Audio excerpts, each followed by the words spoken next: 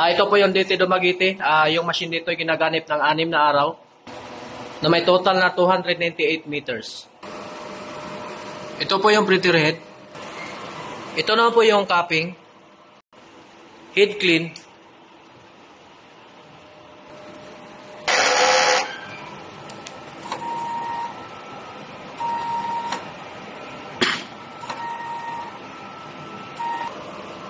Punasan ng wiper pagkatapos mag-head clean. At nozzle check.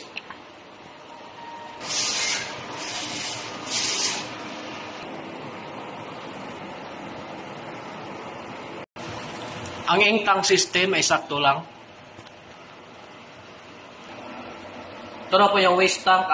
Last disposal ko is kanina. Ito na po yung EVR. Ground wire. Ito na po yung daily output record na may total na 298 meters. Ito na po yung consumable ko na cyan. Wala po ako na-consume na cyan. Sa magenta, wala rin. Sa yellow, isa. Sa black, isa. Sa white ink naman is 7. Sa powder naman is siyam. Ito na po yung stock ko na sa MYK. Used ink, used oil at saka used powder.